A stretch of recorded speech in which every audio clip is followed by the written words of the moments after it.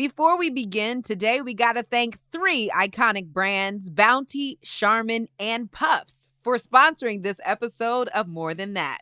Explore all the ways that our family care products make life a little easier at png.com. Okay, so I'm very honored to have my whole family here right now. Hello, Gia. Hey, G. Hey, guys. Hello, family. What does family mean to you? Family means grounding. It means a place to always return with the most abundant love. Amen. Well said. Well said. And as the oldest of the siblings, I would like to say family means support, love, God, because that's what our family is grounded in. Lot of love. It's been the biggest pillar of God's existence in my life. So family is, it's a great thing. It's a bond.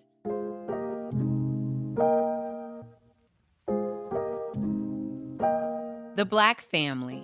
Something about that phrase just brings me so much joy. Every family is different, but the beautiful cultural moments and contributions of the Black family is unmatched. When I think about my own family, us just joking around or having dinner or celebrating holidays with all my aunts and uncles and cousins, I feel so happy and fulfilled. But there is so much to discuss when it comes to the concept, the idea, the notion, the narrative of the Black family. How we're represented, how we're treated in society, how we're cared for, and how we show up for each other, and how we build all of this for free to start. On this episode of More Than That, I am talking to Judge Toler. That's right, the Judge Toler from Divorce Court, a household name that we all know and love, but she's so much more than a judge. Judge Toler has her own family, interests, and projects, and I'm excited to talk to her about all of that. You'll also hear from showrunner, screenwriter, creator, creative phenom, the Kenya Barris, who we all know and love for creating shows like Black-ish, Mixed-ish, Grown-ish, and even Oldish is on the way. We'll talk to him about the responsibility of portraying so many of the Black families we see on television today. While we go down this sonic journey and talk about the Black family, take some time to think about your own family and what makes them special to you.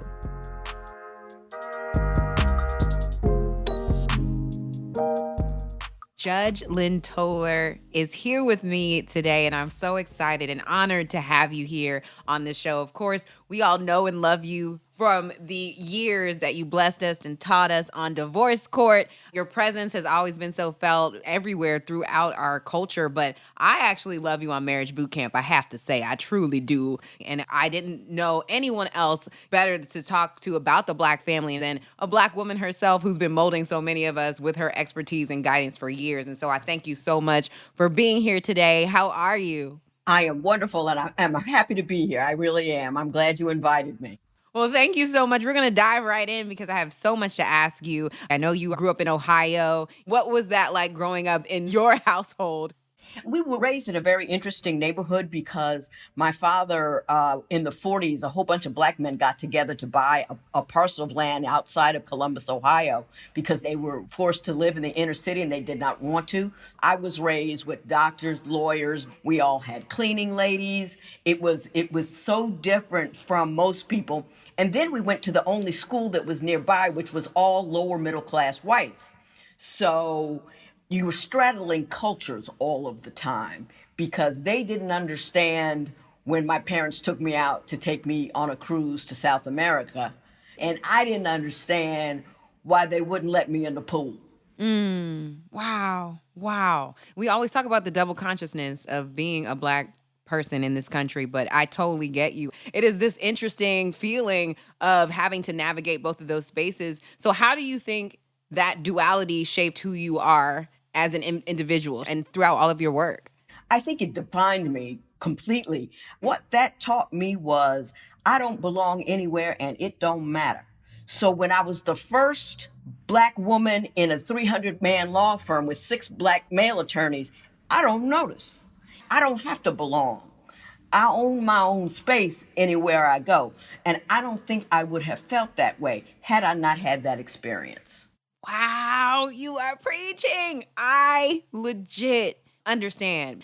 My mom had a dentist office with my godfather, right? Like they still have it, and it's right there in the heart of the city. So I grew up seeing all aspects of Black life and Blackness. And I want to continue that conversation about your family because you have written so many incredible books. But one of the books that you wrote was actually called My Mother's Rules, A Practical Guide to Becoming an Emotional Genius, which I love that title. But speak to me about how your mother shaped you into being this emotional genius. What are some of the takeaways of your upbringing that caused you to say, I have genius level emotional intelligence? My mother was an emotional genius. I'm just really good at it, but she was the genius. And here's the thing. There was another layer on my upbringing. My father was bipolar, and he had an IQ of 145. He was unmedicated. One day, mom didn't turn off the lights, and daddy took a hammer and said, well, if you're not going to use the light switch, I'll just, bam, take him out the wall. That's how our life was. So because he was bipolar, it did two things to me. Number one, it forced me to live in an environment of controlled chaos. He was emotionally unable to regulate. And the second reason it defined me is that I have what my sister calls shadow traits of being bipolar. I suffer a lot from anxiety and depression. So raising me and dealing with my father, I don't know how my mother did it, but I was extraordinarily undone. I had my first nervous breakdown at 9, and my mother was so intuitive, and she taught me specifically, running your emotions is something you need to do as an independent study. And she was in my ear because she knew I was standing right on the edge. I could have gone either way. And she was in my ear all the time. Now, wait a minute. Now, stop. What you feeling right now? She taught me how to feel in a manner that did not allow my own instability and the instability of my environment to send me in a direction that I could have flown off the world. I just could have. And she was so intuitive that it didn't happen, and she did it purposefully. And she raised my sister, who is very calm and assured and all that, completely differently. Everything she told me, she told Kathy the opposite, because she knew who her girls were. Your mother sounds like one of the first most incredible therapists that we know. Like, goodness gracious, she had that heart space already just readily available to give to you and the people that she loves. And I think that is so powerful to talk about, because one of the things that you are so big on and I've seen you advocate for is to have these tough conversations within our family structures. And so can you speak to me about some of the ways that you would like to see Black families having those tough conversations, those honest conversations about feelings and how we're treating each other? The first thing we need to do is decide that emotions and feelings are not a female thing.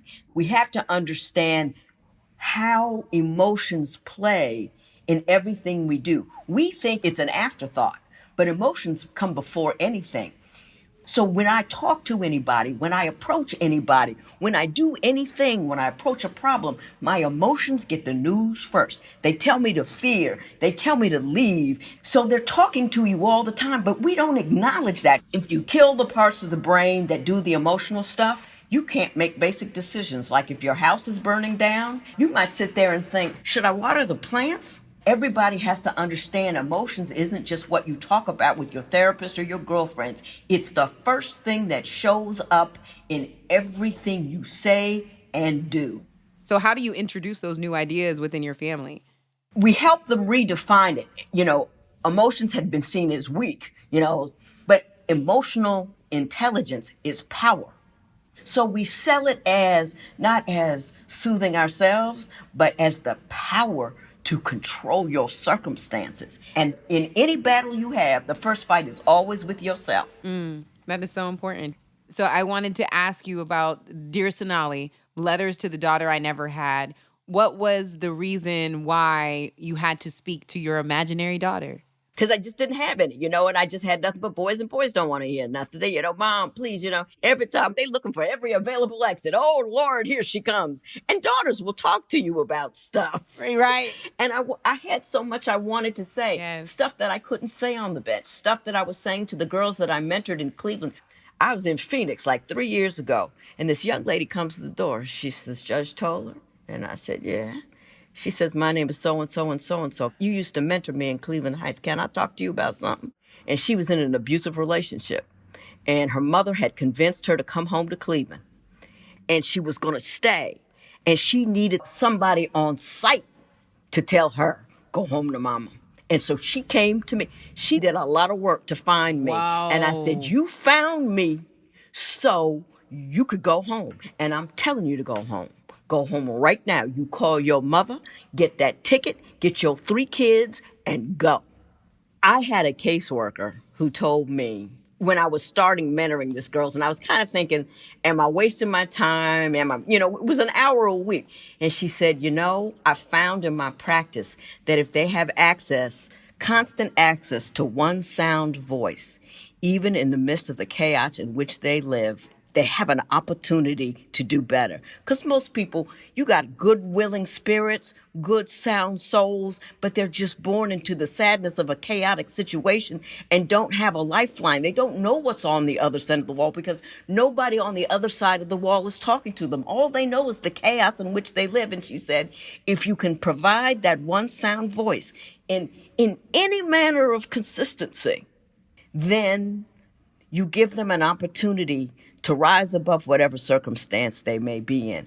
And how can I not make that effort for 8 years and maybe I reach 4 or 5 girls? That's everything to those girls. That's everything. You know what I mean? And then that's the next generation, their families. It's everything. How can I not? Yes. The vulnerability, the space that you give them will literally help them manage their families better and raise their families better. And I think that's the key right there, creating that space. Right. I just want to thank you so much for your heart. Thank you for being here. Thank you for all the things you shared and all the gems you dropped. You are brilliant and even more brilliant than what I get to see every week or so on TV. So thank you so much for just who you are. We're going to pause here to take a quick word from our sponsors. We reflect you with family at the center, trusted in homes across America for generations to make life a little easier. Charmin, ultra soft and strong to enjoy the go, Bounty, the quicker picker-upper, and Puffs, because a nose in need deserves Puffs indeed. Bounty, Charmin, and Puffs are committed to positive change as proud sponsors of this episode. Learn more about our trusted family of brands at png.com.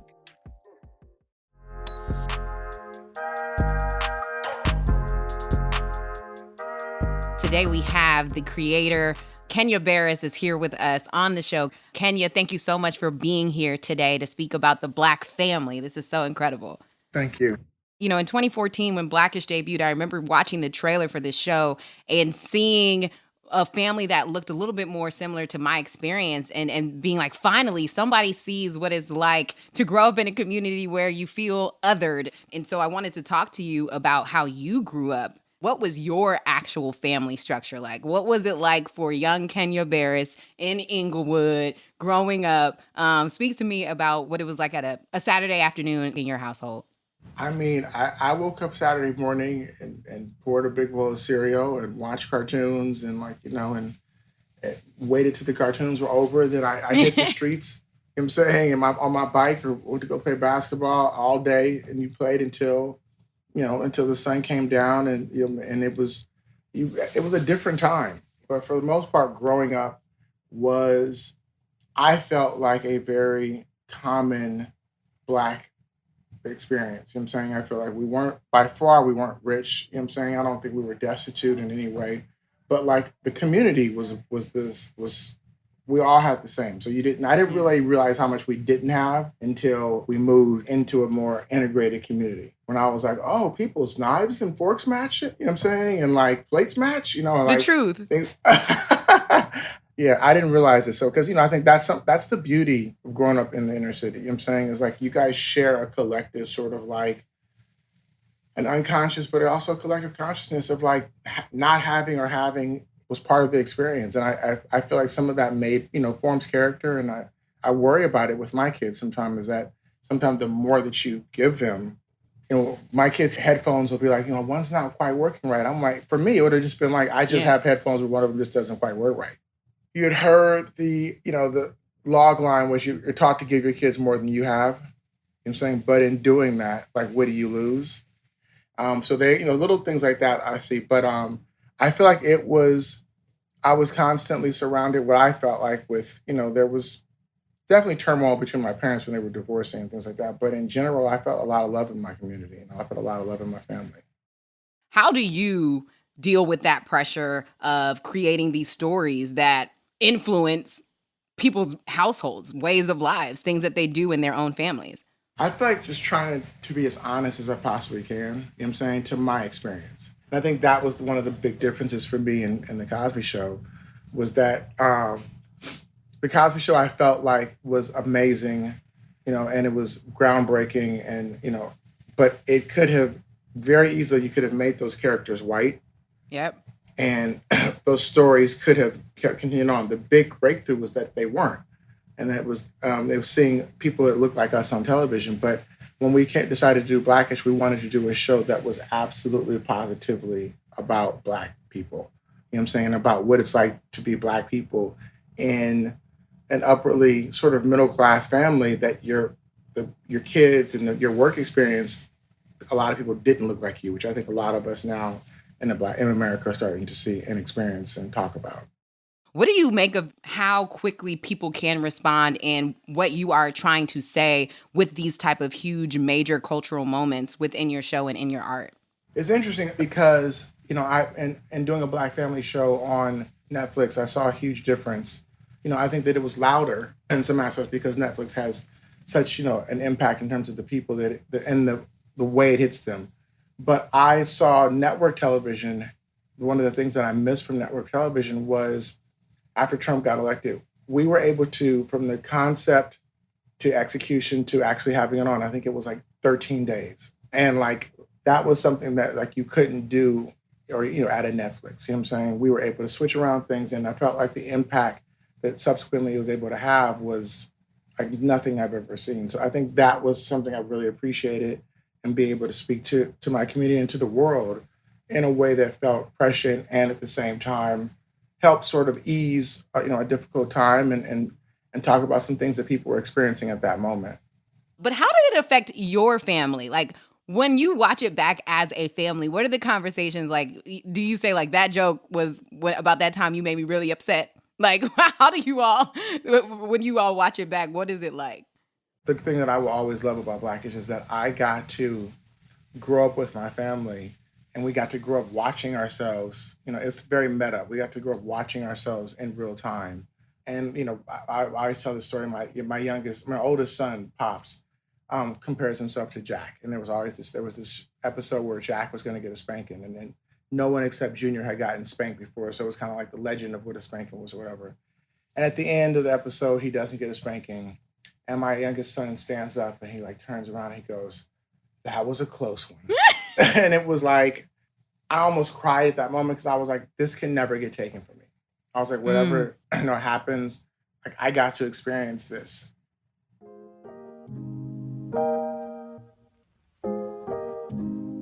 I could talk about family forever. It is absolutely my favorite topic, my favorite subject, the thing that powers everything I do the most, and the thing that shapes who I am today.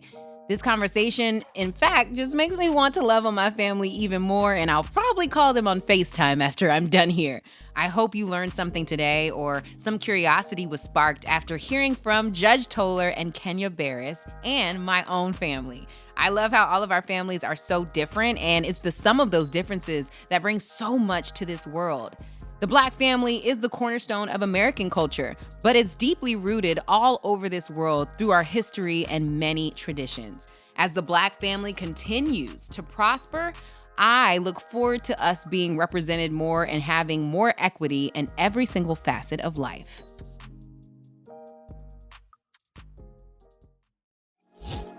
Thanks again to Bounty, Charmin, and Puffs for sponsoring this episode of More Than That with Gia Peppers. Visit png.com for more on their commitment to positive change.